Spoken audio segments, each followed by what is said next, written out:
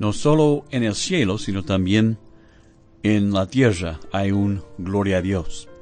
Hay un gloria a Dios por la salvación que Él nos ha dado por medio del Señor Jesucristo, por medio de su nacimiento, allí en Belén, ya hace 2000 años, pero su salvación nos alcanza en el día de hoy.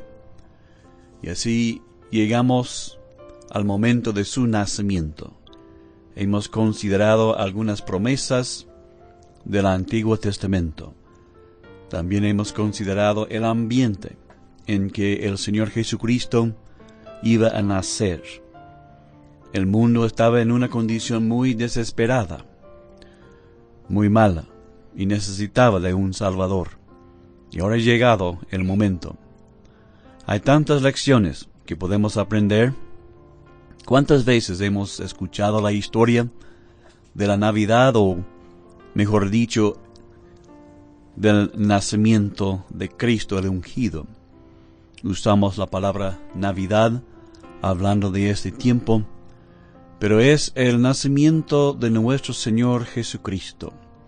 Fue un momento muy oportuno, fue un momento en la historia de la humanidad.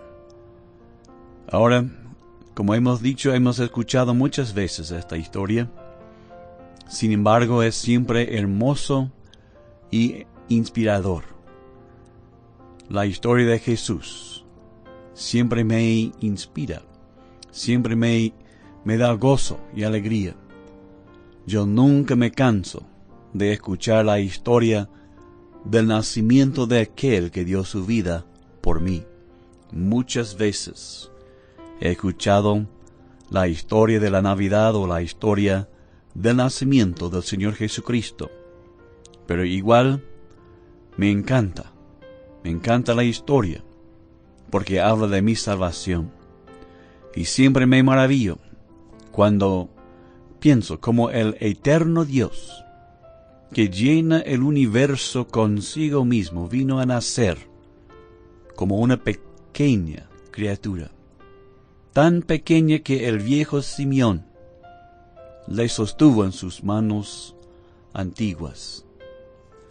Y en aquella ocasión, el viejo hombre que había esperado la consolación en Israel dijo: Ahora, Señor, despidas a tu siervo en paz, conforme a tu palabra, porque han visto mis ojos tu salvación, la cual has preparado en presencia de todos los pueblos, luz para revelación a los gentiles. Qué momento estupendo en la vida de este viejo hombre. Con él pudo sostener en sus mismas manos la salvación. Una pequeña criatura, para esa criatura fue la salvación que Dios había prometido. Ahora vamos a contemplar una cierta parte de esta historia, la de los magos que vinieron de lejos, del oriente, buscando al Mesías. Otra vez es una parte muy conocida, pero vamos a leerla en Mateo capítulo 2, los versos 1 al 12, que dicen así: Cuando Jesús nació en Belén de Judea en días del rey Herodes, vinieron del oriente a Jerusalén unos magos, diciendo: ¿Dónde está el rey de los judíos que ha nacido? Porque su estrella hemos visto en el oriente, y venimos a adorarle. Oyendo esto, el rey Herodes se turbó, y toda Jerusalén con él. Y convocados todos los príncipes sacerdotes y los escribas del pueblo, les preguntó dónde había de nacer el Cristo. Ellos le dijeron: en Belén de Judea, porque así está escrito por el profeta: y tú, Belén, de la tierra de Judá, no eres la más pequeña entre los príncipes de Judá, porque de ti saldrá un guiador, que apacentará a mi pueblo Israel. Entonces Herodes, llamando en secreto a los magos, indagó de ellos diligentemente el tiempo de la aparición de la estrella. Y enviándolos a Belén dijo: Id allá, y averiguad con diligencia acerca del niño, y cuando le halléis, hacedmelo saber, para que yo también vaya y le adore. Ellos, habiendo oído al rey, se fueron. Y aquí la estrella que habían visto en el oriente iba delante de ellos hasta que, llegando, se detuvo sobre donde estaba el niño. Y al ver la estrella, se regocijaron con muy grande gozo. Y al entrar en la casa vieron al niño con su madre María, y postrándose lo adoraron.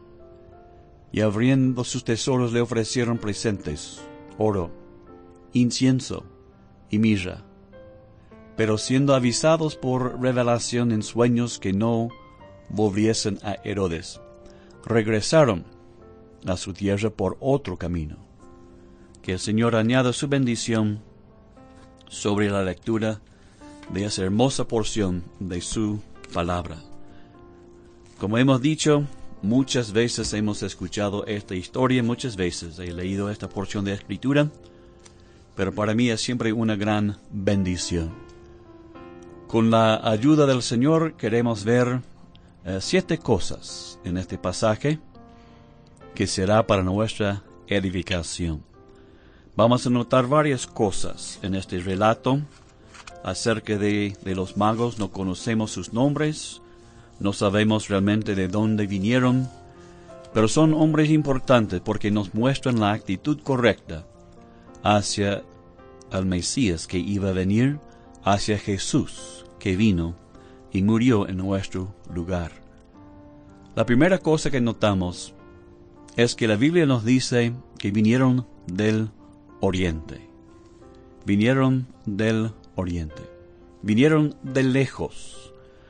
No sabemos qué distancia, cuál fue la distancia que ellos tenían que viajar para llegar a Jerusalén y después a Belén.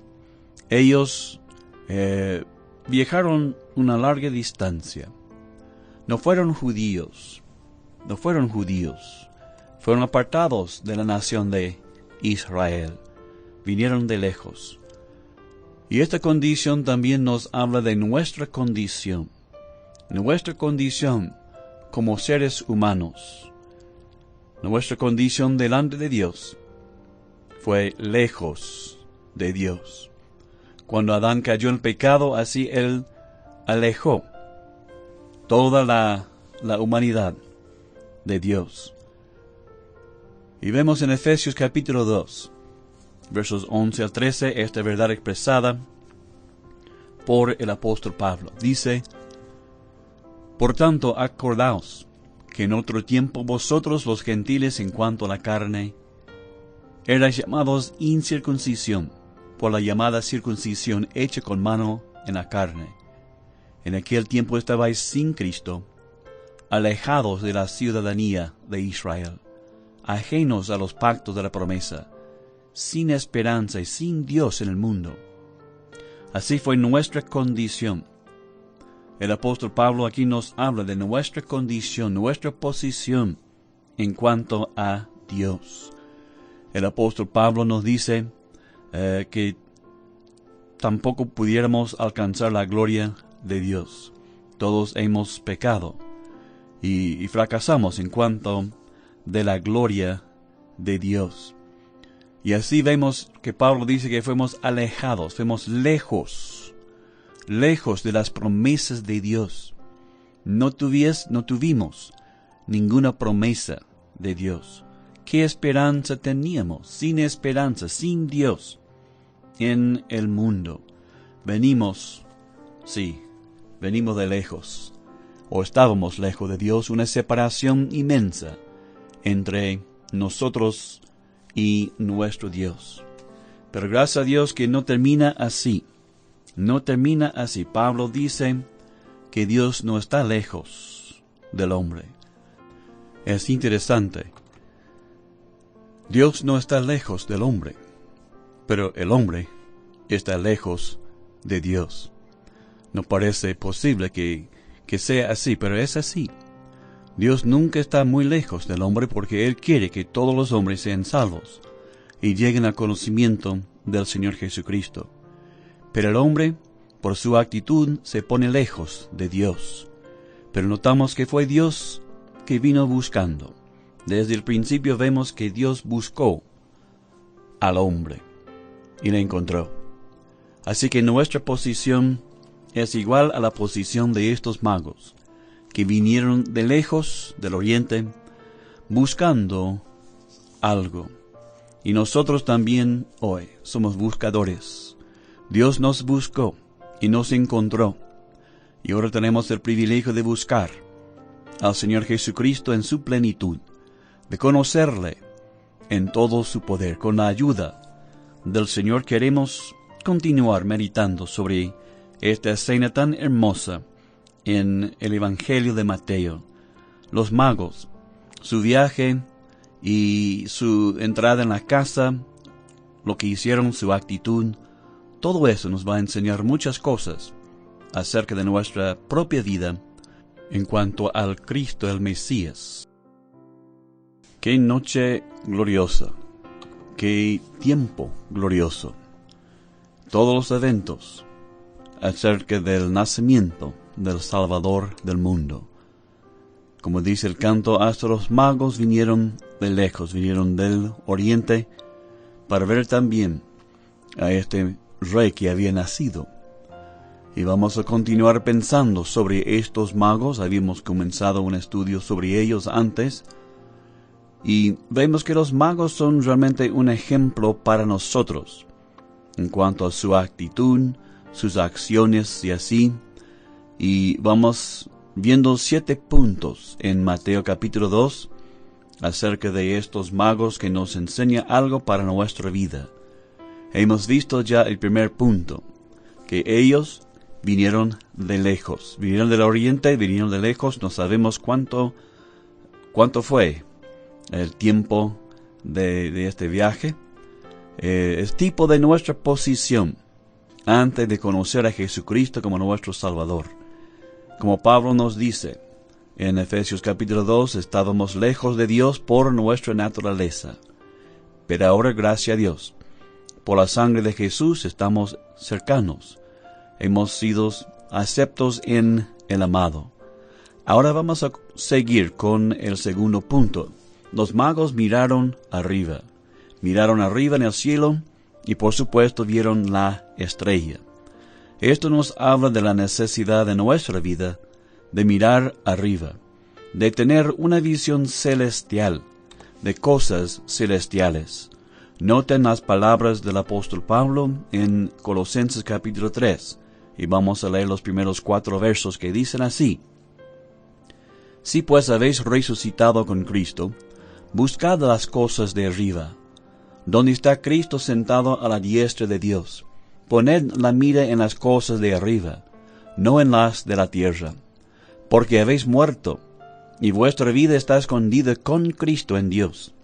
Cuando Cristo, vuestra vida, se manifieste, entonces vosotros también seréis manifestados con Él en gloria. Hermosa porción de la palabra de Dios, que el Señor bendiga esta porción. Los magos hubiese echado a perder una grande y gloriosa oportunidad al no haber mirado arriba. No solo vieron el fenómeno de la gran estrella, que es realmente bastante maravilloso, sino también tuvieron la oportunidad de ver con sus propios ojos al mismo Redentor. Habiendo venido de muy lejos, no fueron decepcionados por lo que vieron. Al contrario, se regocijaron mucho al ver al niño Jesús. Realmente vale la pena mirar arriba. Las mejores cosas están arriba. Dice Pablo, poned la mira en las cosas de arriba. O sea que fijad como una costumbre constante. No simplemente de vez en cuando mirar arriba, sino como una costumbre, día tras día, mirando arriba las cosas celestiales. Lo bueno siempre viene de arriba. Nosotros, como hijos de Dios, debemos tener una visión celestial. Note la experiencia de Pablo, como él lo cuenta en los Hechos capítulo 26, el verso 19. Él dice así, hablando al rey, dice: por lo cual, oh rey Agripa, no fui rebelde a la visión celestial. Él había tenido muchas visiones, ciertamente. Él había tenido muchas aspiraciones. Pero un día se encontró con el Señor Jesucristo. Él le mostró una visión celestial. Dios dio una visión celestial a Pablo. No una sola visión. Pablo no habla aquí de una sola visión, sino un perspectivo que le ayudó a ver todas las cosas en la luz y el valor de la eternidad.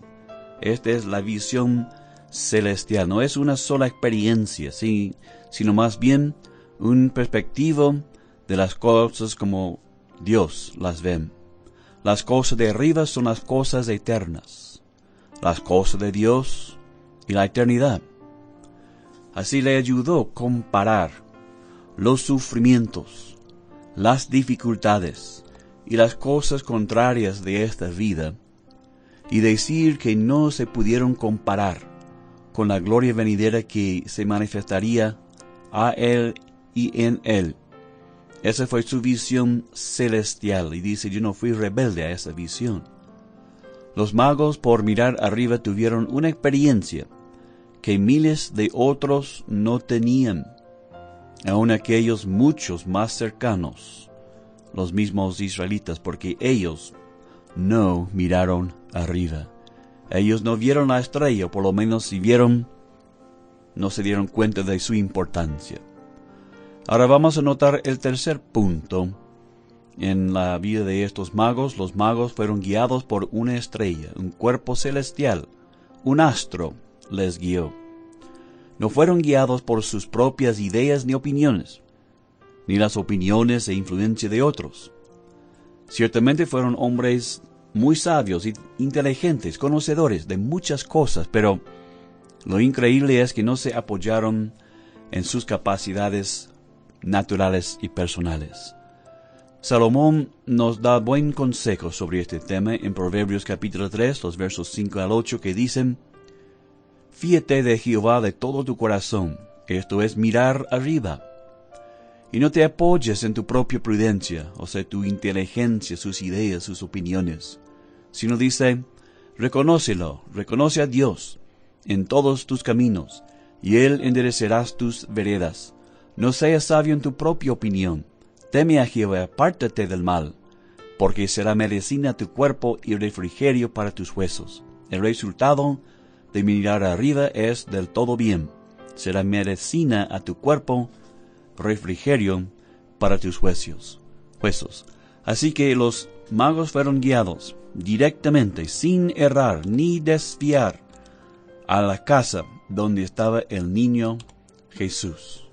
Si permitimos a Dios guiarnos, nos guiará siempre a lo que es para nuestro bien.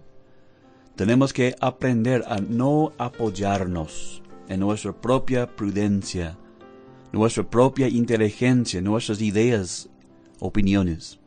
Dios nos guiará en la senda correcta siempre. Los magos siguieron a un guía. Tenemos también uno que nos guía, que es el Espíritu Santo. Así dice en Juan 16, versos 13 al 15, Cuando venga el Espíritu de verdad, Él os guiará a toda la verdad, porque no hablará por su propia cuenta, sino que hablará todo lo que oyere, y os hará saber las cosas que habrán de venir, cosas celestiales, por supuesto, cosas eternas, porque dice, Él me glorificará, porque tomará de lo mío, y os lo hará saber. Todo lo que tiene el Padre es mío, y por eso dije que tomará de lo mío, y os lo hará saber. Tenemos también uno que nos guía, que el Señor nos ayude a no apoyarnos en nuestra propia prudencia, nuestra propia idea, nuestro propio sistema. Los magos podían haber usado su sabiduría, su conocimiento de cosas científicas, de cosas de este mundo, pero dejaron un ejemplo para nosotros. Miraron arriba y fueron guiados por una estrella, y tenían el privilegio único de ver al niño Jesús, al niño que había venido para salvar al mundo. Vieron al Redentor que Dios había prometido ya hace siglos atrás. Y vamos a ir siguiendo el rastro de estos magos. Vamos a ver más ejemplos en sus acciones al llegar en la casa y al ver al niño Jesús. Son muy buenos ejemplos para nosotros, para aprovechar lo máximo de las cosas espirituales, las cosas celestiales. Que el Señor nos dé luz y siga su bendición en nuestras vidas.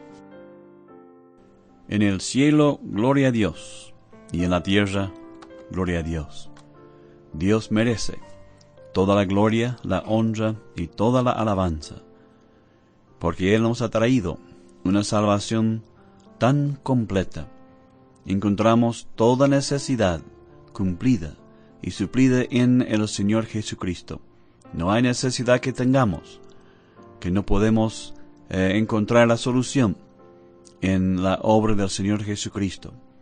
Pensando de aquella noche, fue una noche muy gloriosa, cuando los ángeles cantaron, los pastores vieron la gloria de Dios, y después también vinieron los magos. Y justo esto es lo que estamos pensando, estamos meditando sobre la venida de los magos. Y queremos aprender algo de sus acciones para nuestra vida. Y hemos elegido 7 puntos de Mateo capítulo 2, que nos muestra lo que los magos hicieron, la actitud que tenían y cómo se aplica a nuestra vida diaria. Vamos a tocar el cuarto punto. El cuarto punto. Los magos vencieron muchas dificultades y también tradiciones para llegar a ver al niño Jesús. Viajaron meses sin duda para llegar a Jerusalén y después a Belén. Recuerden que su modo o su manera de viajar no fue como nuestra manera hoy, con automóviles, con tren, con aviones y así, o bicicleta, moto, lo que sea. No tenía esa forma de viajar.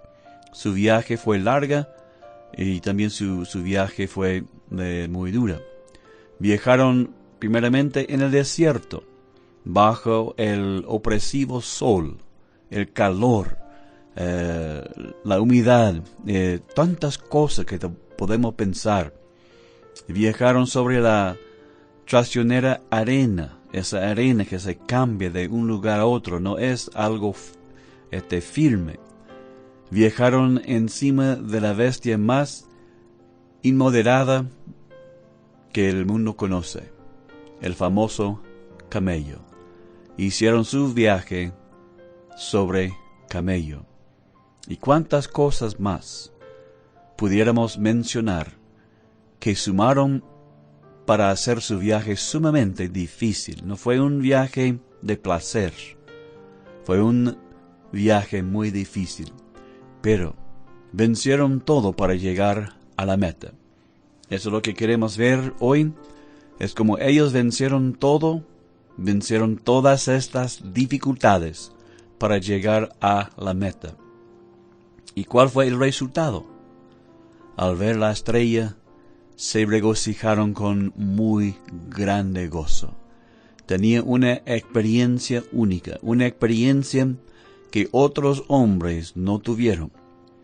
Toda la dificultad valía la pena por el solo hecho de ver al Redentor y tener oportunidad de adorarle. El apóstol Pablo lo expresa así en Filipenses 3:9, como todo eso se aplica a nuestra vida. Y él dice, y ciertamente aún estimo todas las cosas como pérdida, por la excelencia del conocimiento de Cristo Jesús, mi Señor, por amor del cual lo he perdido todo, y lo tengo por basura para ganar a Cristo. Aquí Pablo dice que hay muchas dificultades, hay muchas contrariedades, pero dice, los cuento como basura, como cosa de ningún valor. Estimo todas las cosas como pérdida. Y el resultado, ¿cuál fue su meta? Su meta fue la excelencia del conocimiento de Jesucristo y de ganarle a Él. Mi amigo, vale la pena sufrir las dificultades que experimentamos en el camino de Dios. Con la ayuda del Señor, podemos superar toda dificultad, como hicieron los magos. No sabemos tal vez cuántos miles de dificultades tenían que superar en aquel tiempo para llegar a donde llegaron. Pero nosotros tenemos la gran promesa del poder de Dios hoy, y somos más que vencedores en Cristo Jesús. Así el apóstol Pablo nos enseña en sus epístolas que nosotros, gracias a Dios, somos más que vencedores en el Señor Jesucristo, para poder vencer todas las dificultades para llegar a la meta. Espero, mi amigo, que usted quiere conocer a Jesucristo mejor todos los días. Si usted le conoce como Salvador, hay que ir conociéndole más y más profundamente. Los magos también vencieron las tradiciones. No fue la tradición de los orientales viajar a Palestina así, en la forma que ellos hicieron. Ellos hicieron lo que otros no hicieron. ¿Cuántos están atados por las tradiciones de sus padres, o de su país, o su familia, en alguna forma u otra? La tradición llega a tomar el lugar de la verdad, aunque no es la verdad. La tradición siempre impide el goce de la maravilla de Dios. Imagínese qué maravilla los magos hubieran perdido a quedarse en casa, en el oriente, siguiendo las tradiciones de sus padres. Cuánta gloria, cuánto gozo, qué experiencia única hubiesen perdido si hubiesen seguido las tradiciones de sus padres. El apóstol Pablo reprende a los Gálatas por ser influenciados por las tradiciones. Vamos a leer su reprensión en Gálatas capítulo 5, verso 7. Dice: vosotros corríais bien. ¿Quién os estorbó para no obedecer a la verdad? Esta persuasión no procede de aquel que os llama. Un poco de levadura leuda toda la masa. Pablo estaba medio enojado, digamos, con los Gálatas, porque dice que habían comenzado bien. Estaban corriendo la carrera en buena forma, en buena manera. Y después vinieron algunos hombres, y dice: ¿quién os estorbó para no obedecer la verdad? Seguir la tradición es no obedecer a la verdad. La tradición fue para ellos, para los Gálatas, un estorbo, y así también es para nosotros hoy en día. Que busquemos la verdad de la palabra de Dios y la sigamos siempre. Nos guiará a la verdadera libertad en Cristo. El apóstol Pablo nos cuenta de su fracaso en seguir la tradición en Gálatas capítulo 1 y verso 14, que dice: porque ya habéis oído acerca de mi conducta en otro tiempo en el judaísmo, que perseguía sobremanera a la iglesia de Dios y lo asolaba, pero fue simplemente una tradición que estaba siguiendo. Sigue diciendo: en el judaísmo aventajaba a muchos de mis contemporáneos en mi nación, siendo mucho más celoso de las tradiciones de mis padres. Así fue la actitud de Pablo antes de conocer al Señor Jesucristo. Él dice que tenía mucho celo de las tradiciones de sus padres, pero dice: cuando agradó a Dios, que me apartó desde el vientre de su madre y me llamó por su gracia, había un cambio en su vida. ¿Qué cambio vino en la vida de Pablo al dejar las tradiciones y seguir la verdad de la gracia? Me apartó y me llamó por su gracia, dice. En el judaísmo él no sufrió ninguna dificultad, más bien fue muy respetado y honrado entre su gente. Pero después, todo eso cambió. Escribiendo a Timoteo le cuenta cómo fue su vida siguiendo a Cristo. También todos los que quieren vivir piadosamente en Cristo Jesús padecerán persecución. Pablo no dice esto para desanimar a Timoteo, sino para animarle a seguir adelante, porque así será para aquel que quiera alcanzar todo lo que Dios ofrece. Pero otra vez decimos que vale la pena las dificultades y vale la pena no seguir la tradición para llegar a conocer al verdadero y vivo Dios y conocer mejor al Señor Jesucristo. Que el Señor nos ayude a ser como los magos en este punto, de superar toda dificultad. El camino del Señor sí es difícil, pero también hay poder para vencer. Todo lo puedo, dice Pablo, todo lo puedo por medio del Señor Jesucristo que me fortalece. Y así también es nuestro testimonio. Las buenas nuevas de la salvación por medio de Jesucristo. Este sí que es buenas nuevas. Ahora vamos a seguir los pensamientos que tenemos sobre Mateo capítulo 2 y la visita de los magos. Habíamos visto que hay 7 puntos en este relato que vamos a ir tocando y aplicando a nuestra vida diaria. Hemos llegado al 5º punto. El 5º punto es que los magos no encontraron al Mesías en el lugar esperado. El lugar más lógico para encontrar a un rey judío sería, por supuesto, en un palacio en Jerusalén. Pero siguiendo la guía de la estrella, le encontraron en una pequeña aldea, en Belén, no en Jerusalén. Jerusalén es el lugar conocido, famoso y esperado, común y corriente. Jerusalén nos habla de la religión conocida, esperada, común y corriente, en la cual todos confían. Vivimos en un mundo religioso, pero sin la verdadera fe. Tenemos que hacer como hicieron los magos. Y el apóstol Pablo nos dice, ¿cómo podemos hacer esto? En Hebreos 13, los versos 11 al 13. Porque los cuerpos de aquellos animales cuya sangre a causa del pecado es introducida en el santuario por el sumo sacerdote, son quemados fuera del campamento, o sea que el campamento religioso. Por lo cual también Jesús, para santificar al pueblo mediante su propia sangre, padeció fuera de la puerta, esto es, fuera de la puerta de Jerusalén. Salgamos pues a él, fuera del campamento, llevando su vituperio, porque no tenemos aquí una ciudad permanente, sino que buscamos la porvenir. Pablo aquí habla de Jerusalén como un campamento religioso, y dice que Jesús padeció, o sea que él fue crucificado afuera de Jerusalén, y así fue. Entonces, ¿dónde encontramos a Jesús hoy? Jesús es el Redentor, pero Redentor rechazado por el mundo.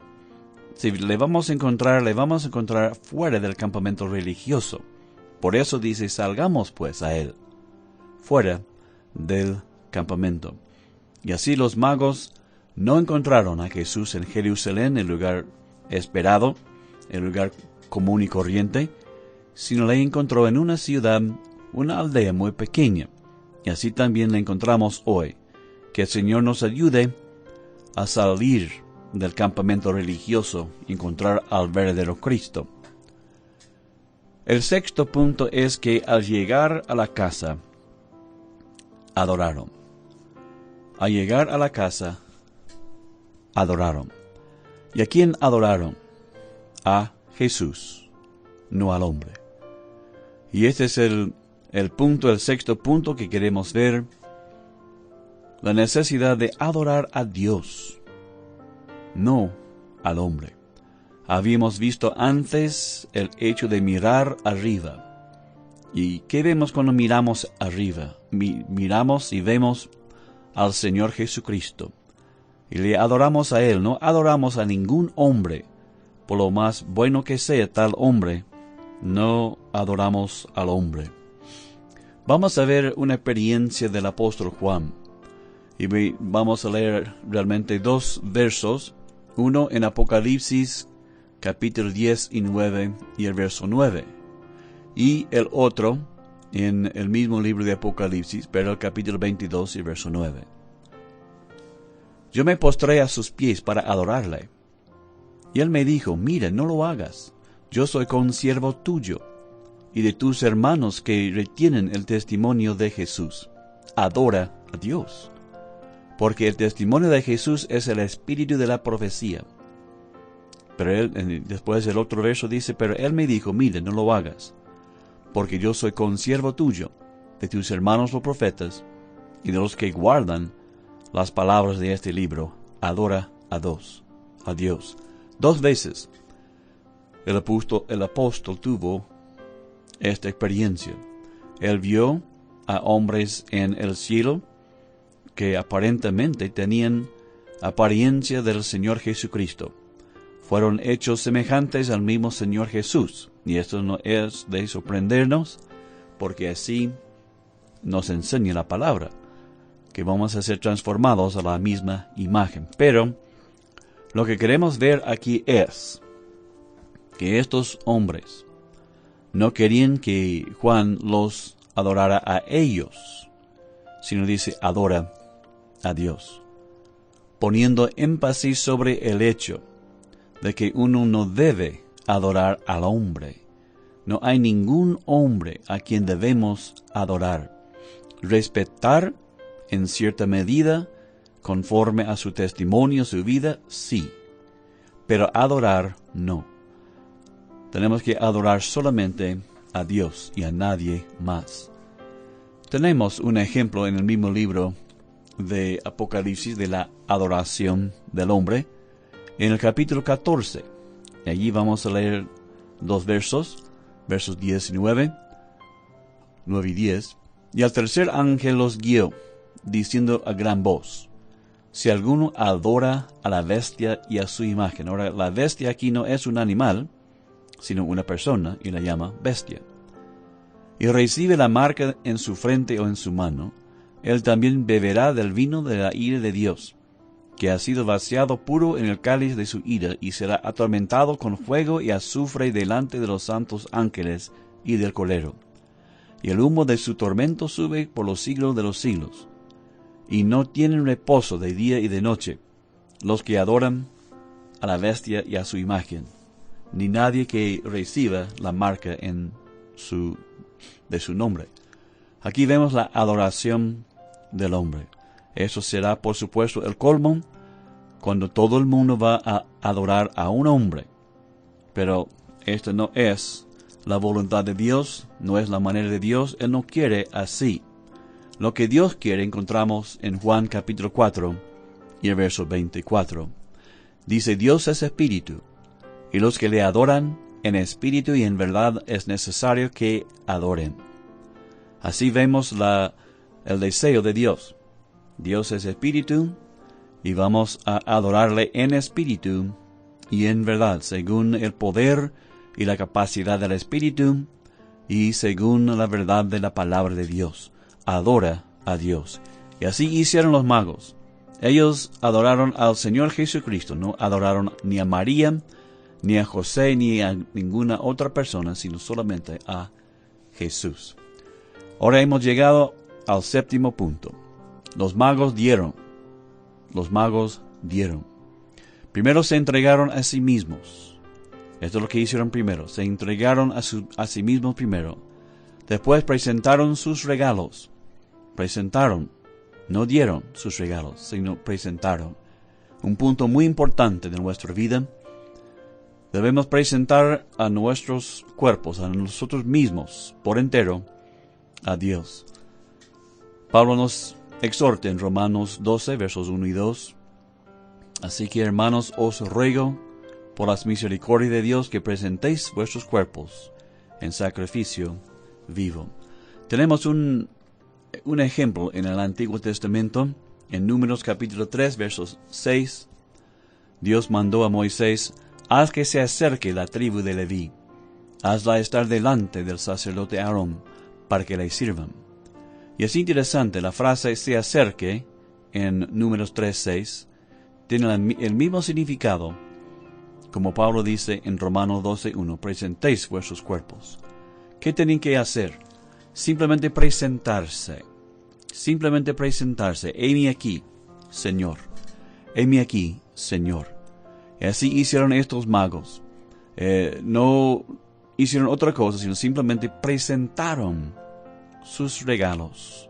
Tenían ciertos regalos que habían traído de lejos. ¿Y qué podemos nosotros presentar? ¿Quiénes somos nosotros o qué somos nosotros? Pablo nos dice en 2 Corintios 8:12, pero si primero hay la voluntad dispuesta, será acepta según lo que uno tiene, no según lo que no tiene. Y esa es la forma o la manera de Dios. Él nos acepta tal como somos, con cualquier talento que tenemos. Eso tenemos que presentar. Tal vez no podemos cantar ni hablar, pero hay otras cosas. Lo que debemos hacer es simplemente presentarnos al Señor. Heme aquí, Señor. Yo no soy mucho, no soy nada ni nadie, pero me presento delante de ti. Y eso es lo que Él quiere de nuestra vida. Dice Salomón en Proverbios 3:6, honra a Jehová con tus bienes y con las primicias de todos tus frutos, y serán llenos tus granos con abundancia, y tus lagares rebosarán de mozo. Su vida rebosará con el gozo del Espíritu Santo, con el gozo del Señor. Que el Señor nos ayude a adorar a Dios en verdad y presentarnos delante de Él para que Él nos pueda usar como Él quiere. Así espero, mi amigo, que usted ha sentido la presencia del Señor y también ha escuchado su voz. Qué privilegio es para nosotros tener a un Dios que comunica con nosotros en varias maneras. Y nosotros seamos entre aquellos que respondemos a su voz. Vamos a continuar algunos pensamientos más sobre lo que podemos aprender de los magos que visitaron al Señor Jesucristo cuando Él nació ya hace miles de años en Belén. Habíamos visto a los magos en la casa con el niño Jesús. Y por supuesto lo primero que hicieron es adorar. Vinieron para adorar al niño Jesús. No pidieron ningunos favores de Él, ni tampoco adoraron ni a María, ni a José, ni a ninguna otra persona que estaba en la casa. Qué importante es de aprender esta verdad, esta necesidad de adorar al Hijo de Dios.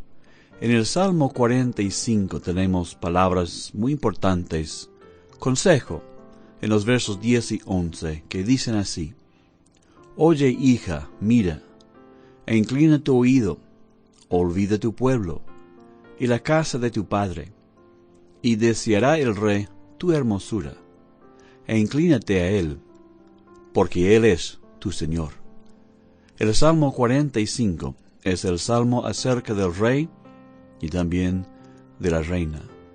El rey, por supuesto, es el Señor Jesucristo. Todas las Escrituras nos enseñan claramente que el Señor Jesucristo es el rey que Dios ha señalado, que Dios ha ungido para reinar. Y también en el mismo salmo nos habla de la reina, o sea que la persona que estará a su lado. Y por supuesto, cuando examinamos la palabra de Dios, encontramos que no es una sola persona, sino es un grupo de personas que han respondido al llamamiento de Dios, que se han inclinado a Él, que se han sometido su vida, rendido su vida a Él en todo sentido. Y hay un consejo para ellos, y dice, hay que inclinar tu oído, hay que olvidar tu pueblo, y también hay que inclinarse a Él. ¿Por qué? Porque Él es tu Señor. Ahora, entrando en la casa, viendo a este niño, ¿quién pensaría que este niño es un señor? Que Él es en verdad un rey. Sin embargo, los magos tenían ese conocimiento. Dios los había mostrado que este niño pequeño era realmente el Rey de Reyes y Señor de Señores, y ellos se inclinaron con todo gusto delante de él. Así también tiene que ser con nosotros. Debemos tener ese deseo de inclinarnos y adorar a nuestro Señor, porque Él es nuestro Señor. ¿Por qué adoramos al Señor Jesucristo? ¿Por qué le glorificamos? ¿Por qué le bendecimos? Es porque Él es nuestro Señor. Él es nuestro Señor. Y ellos reconocieron a este niño como Señor. El Salmo 29, verso 2 dice: Dad a Jehová la gloria debida a su nombre. Adorad a Jehová en la hermosura de la santidad. Hay una hermosura que tal vez Dios mejor que nosotros ve en la adoración. Adora a Jehová en la hermosura de la santidad. Y otra vez, ¿por qué adoramos? Porque es merecedor de nuestra adoración. Dad a Jehová la gloria debida a su nombre. Y otra vez nos maravillamos al ver los magos delante de Jesús, como ellos reconocieron que este niño merecía su adoración. Sí, Él, el Señor Jesucristo, merece toda adoración y merece toda la gloria. También vimos que los magos trajeron regalos, o como se expresa en la Biblia, abrieron sus tesoros. La Biblia nos dice que al llegar allí, al ver al niño Jesús, le adoraron y después inmediatamente abrieron sus tesoros. Por un lado, nosotros adoramos a Dios, le damos culto, le ofrecemos nuestras vidas, nuestra alabanza, pero también hay una parte práctica. Abrieron sus tesoros. No solamente vinieron para decir que el Señor bendiga al niño, sino que también trajeron algo. Dice que le ofrecieron presentes, oro, incienso y mirra. Le ofrecieron presentes o regalos que fueron de sus tesoros. Estos fueron sus tesoros. Estas cosas pertenecían a los magos y fueron cosas de mucho valor. Lo más precioso que tenían, las cosas de más valor trajeron. Eso también nos sorprende, que habían venido de tan lejos para traer las cosas que eran de más valor de su vida. Ahora, pensando en eso, ¿qué podemos nosotros ofrecer? Por supuesto, la mayoría de nosotros no somos ricos. Tenemos poco o tal vez nada de oro. Y a veces pensamos, ¿pero qué podemos ofrecer? Los magos tenían cosas de valor. Tenían oro, incienso, mirra, cosas de mucho valor. ¿Y cuántas veces nosotros hemos pensado, tal vez dicho también, pero yo soy pobre, no tengo nada, al contrario, yo necesito que alguien me dé algo a mí? Sin embargo, sí tenemos tesoros. Antes de proceder vamos a mirar un mal ejemplo. No vaya a seguir el ejemplo que vamos a notar en Malaquías, capítulo 3, y especialmente el verso 13, hablando de la actitud de los israelitas. Habéis además dicho: oh, qué fastidio es esto, y me despreciáis, dice Jehová de los ejércitos, y trajisteis lo hurtado, o cojo, o enfermo, y presentasteis ofrenda. ¿Aceptaré yo esto de vuestra mano? Aquí tenemos un mal ejemplo de los israelitas, que presentaron lo peor, no lo mejor, sino lo peor. ¿Qué es lo que Dios ha dado? Dios dio lo mejor. Él dio lo mejor que el cielo tenía, el mejor que el universo tenía. Y los israelitas trajeron lo hurtado, lo cojo, o enfermo, o sea que lo peor de sus animales para ofrecerlos. Y Dios dice: yo no voy a aceptar eso, y con razón.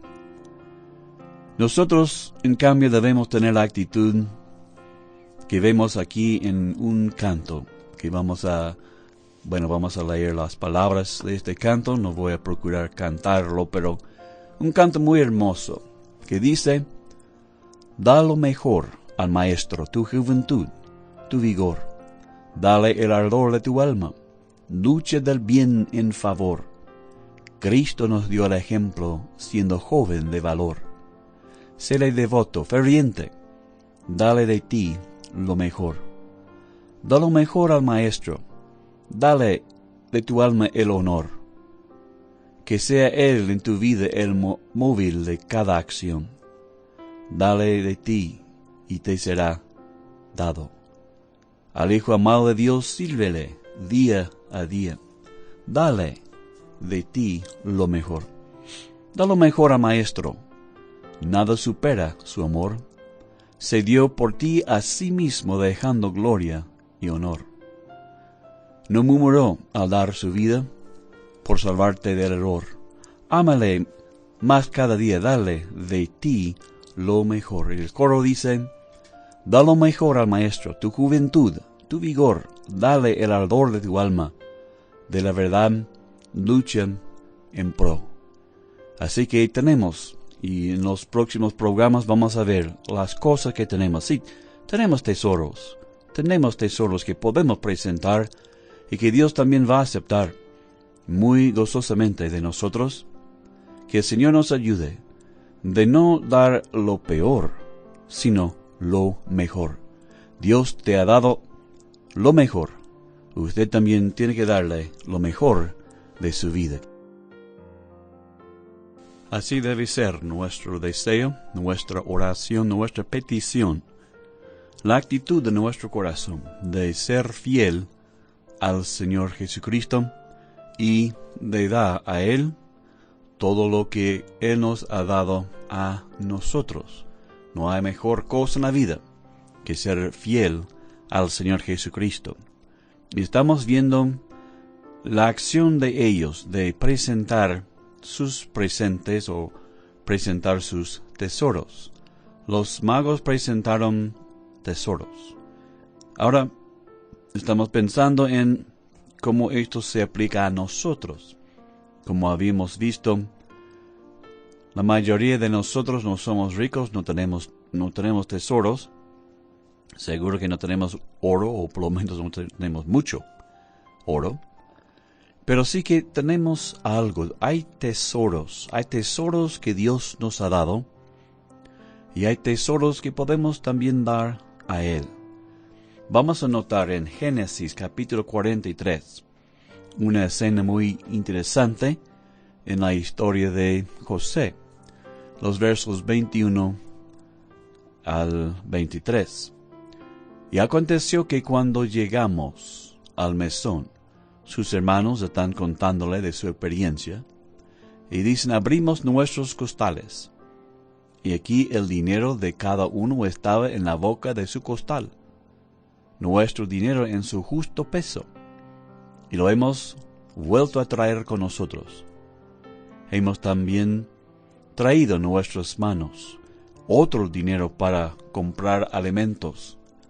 Nosotros no sabemos quién haya puesto nuestro dinero en nuestros costales.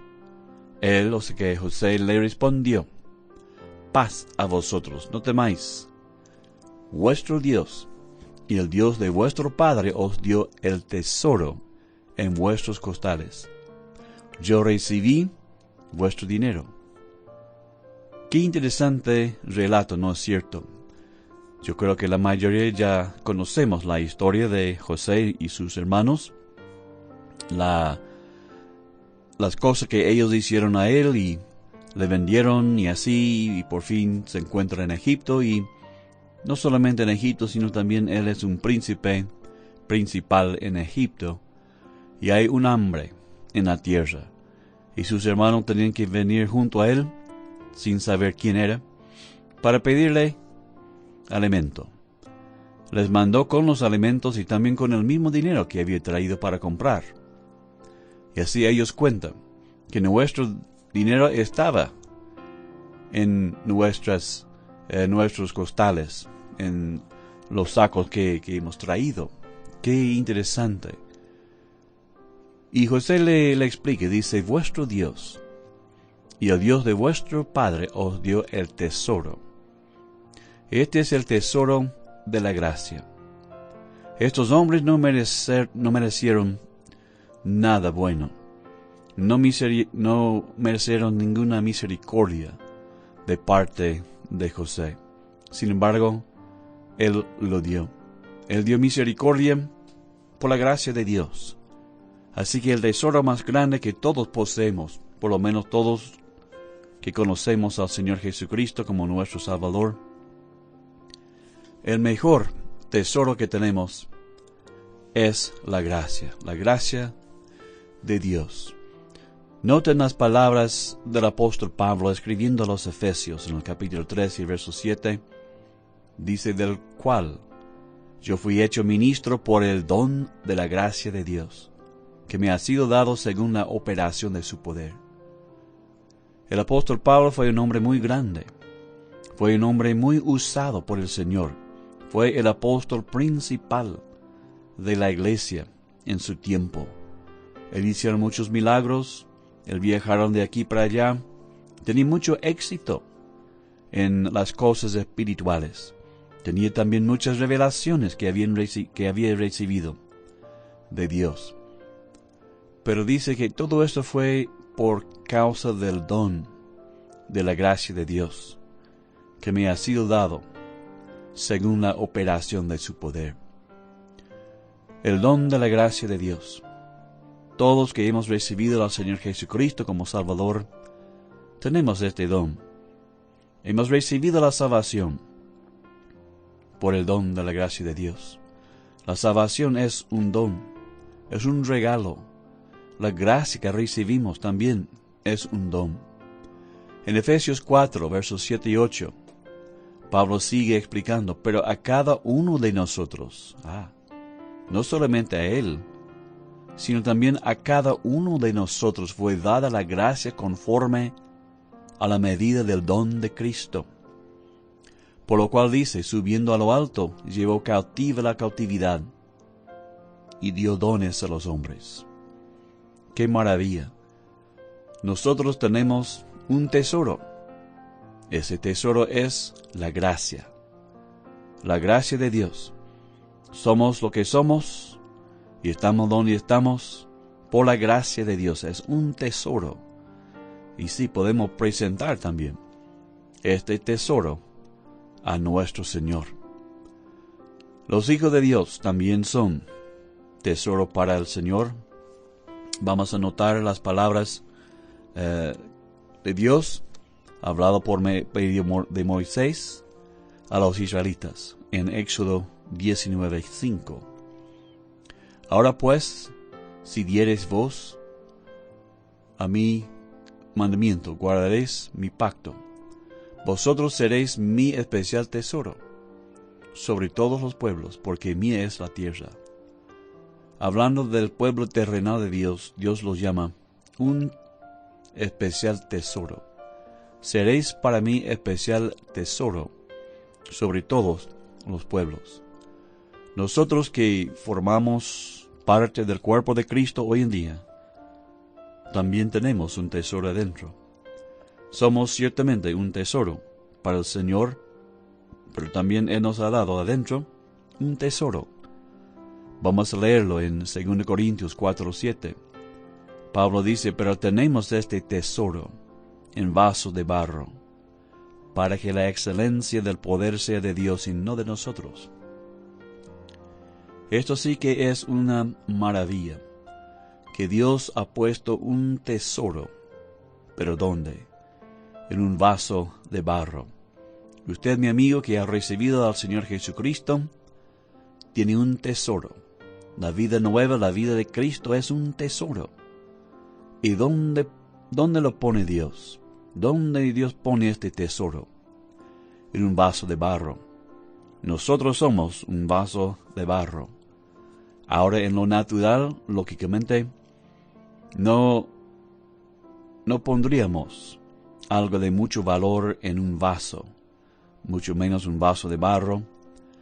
Lo vamos a poner seguro en una cosa más seguro. Vamos a esconderlo en algún lugar, un lugar seguro. Pero Dios ha puesto el mayor y más inmenso tesoro del universo en vasos de barro. Usted, mi amigo, tiene un tesoro que vale mucho, mucho, mucho más que el oro que los magos trajeron. Más que el oro, más que el incienso, más que la mirra que trajeron. El tesoro que Dios le ha dado, el tesoro que Dios ha puesto en su corazón es de mucho más valor.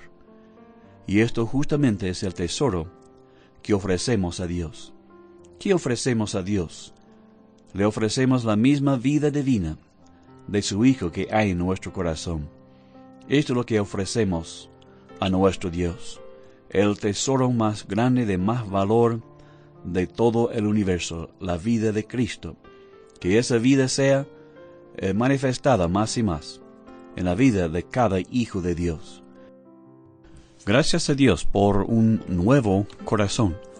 Un corazón que alabe a Dios, un corazón que conoce a Dios, que reconoce a Dios. Un corazón nuevo, no un corazón renovado precisamente, sino un corazón nuevo, completamente nuevo, que alaba a Dios y que quiere obedecer a Dios en todo sentido. En el capítulo 2 de Mateo, y estamos pensando sobre lo que ellos hicieron presentando sus tesoros al Señor Jesucristo. Y habíamos decidido que la mayoría de nosotros no podemos hacer como ellos hicieron, presentando oro o otras cosas de mucho valor así, pero sí que tenemos tesoros que podemos presentar. En Isaías, con otro tesoro tal vez muy poco conocido o entendido, pero es un tesoro de mucho valor. Dice así Isaías 33, verso 6. Y reinarán en tus tiempos la sabiduría y la ciencia y abundancia de salvación. El temor de Jehová será tu tesoro. El tesoro aquí es el temor de Jehová, el temor de Dios. Me pregunto cuánta gente en el mundo posee el temor de Dios. La mayoría de la gente hoy en día no tiene temor de Dios. No tiene temor de Dios en el sentido de tener una reverencia, un respeto y una confianza en Dios. El temor de Dios habla justamente de eso, de tener reverencia y de tener confianza en Dios. Y esto es un tesoro, un verdadero tesoro. No vaya a menospreciar el temor de Dios. Y si usted es hijo de Dios, tiene que haber así en su corazón temor de Dios. Y ese temor de Dios es para usted un tesoro. Usted puede presentar esto al Señor. El temor de Jehová, o el temor de Dios, el temor del Señor, la reverencia, el respeto y la confianza en Él. El temor de Jehová será tu tesoro. La sabiduría también es un tesoro que recibimos de Dios. Eso vemos en Proverbios 8 y el verso 21. Dice el apóstol Pablo así: para hacer que los que me amen tengan su heredad y que yo llene sus tesoros. El rey Salomón dijo así, no Pablo. Pero Salomón dijo, para hacer que me amen, los que aman me tengan su heredad. Esas son palabras en todo sentido, es palabras de la sabiduría, palabra del Señor Jesucristo mismo. El capítulo 8 de Proverbios nos habla de la sabiduría. Y dice que los que me aman, los llene con tesoro. Yo llene sus tesoros. O sea que la sabiduría misma es el tesoro. Si usted conoce a Dios, Usted puede pedir sabiduría. Santiago dice que si nos hace falta sabiduría, podemos pedir. Y este es un tesoro. Si a usted le falta el oro, no creo que pueda preguntar por ahí, pedir oro. Tal vez tenga éxito, pero no creo. Pero si usted es hijo de Dios, usted puede pedir la sabiduría, y Dios la dará. La sabiduría de Dios encontramos, por supuesto, también en la palabra de Dios.